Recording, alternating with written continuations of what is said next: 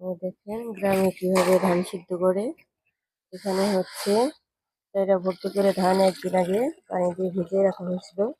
এবার হচ্ছে ধানের গুলোকে সিদ্ধ করার জন্য দেখুন গাবলা করে উঠিয়ে নিয়ে এই যে ড্রাম ভর্তি করে দিতেছে। এখন হবে এটা ভর্তি হয়ে গেলে এটা সিদ্ধ করা হবে।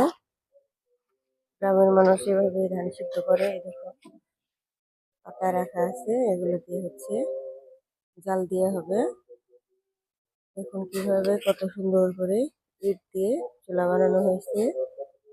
এই যে ড্রামের মতো এটা ভর্তি করে ধান দেওয়া হয়েছে। এখানে একসাথে অনেকগুলো ধান সিদ্ধ করা যায়, প্রায় 5 মণ ধান একসাথেই সিদ্ধ করা যায়।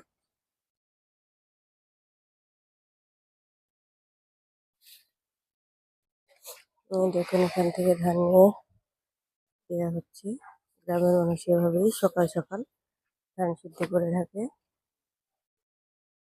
এটা ভর্তি হয়ে গেলে কাপড় দিয়ে ঢেকে দেওয়া হবে, তারপর আগুন ধরিয়ে জাল দেওয়া হবে। ধানগুলো এখন এভাবে সমান করে ঢেকে দিতে হবে, সুন্দর করে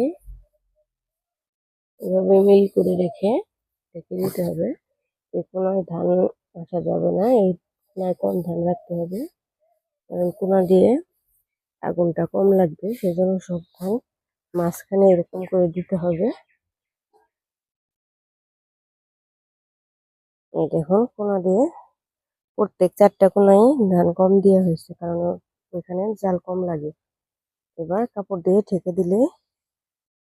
দেওয়ার পরে সিদ্ধ করতে হবে, ঢেকে দিতে হবে। এই দেখুন এখন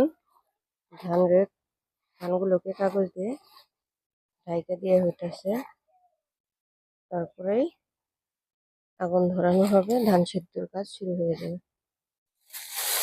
এই দেখুন এখন ধান সিদ্ধ শুরু হয়ে যাবে। পাতাগুলো চুলার নিচে দিয়ে দিতেছে, এবার খড়ি দিয়ে আগুন ধরিয়ে দেবে। দেখুন আগুন ধরানো হচ্ছে।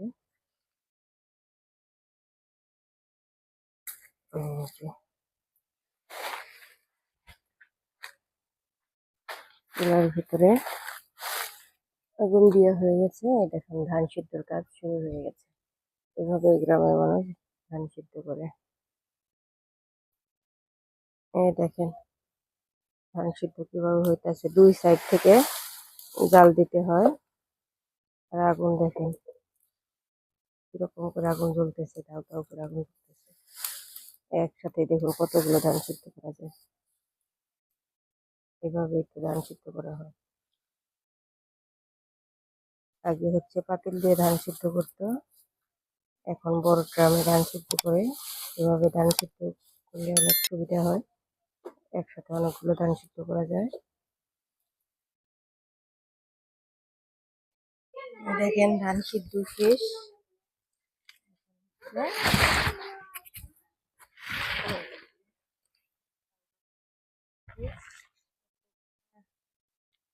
কত সুন্দর ধান সিদ্ধ হয়েছে। এদিকে হচ্ছে নেট বিছানো হচ্ছে, ওখানে ধান দেওয়া হবে। এই দেখুন নেট বিছানো হয়ে গেছে, এখন হচ্ছে ধানগুলো নামিয়ে দেওয়া হবে। আমাদের ধান সিদ্ধ করা হয়ে গেছে, এখন হচ্ছে ধানগুলো নামিয়ে নিতেছি।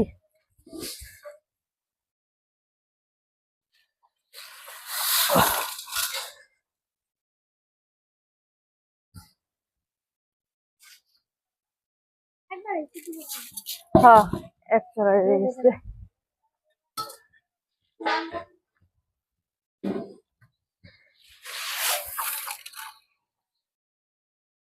আগে তো ওই যে পাতিল দিয়ে সিদ্ধ করা হয়তো অনেক রাত্রে উঠা হইতো, এখন সকালবেলা উঠাই সিদ্ধ শেষ।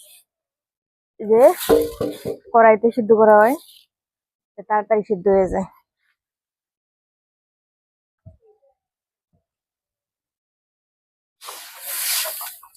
আগে রাত 1টা 2টায় উঠে ধান সিদ্ধ করানো লাগতো, ছোট ছোট পাতিলে ধান সিদ্ধ করতো, অনেক দেরি হইতো। আর এখন অনেক আরাম হয়েছে, কড়াইতে ধান সিদ্ধ করা হয়, তাড়াতাড়ি হয়ে যায়। প্রাইভেটে গেছে।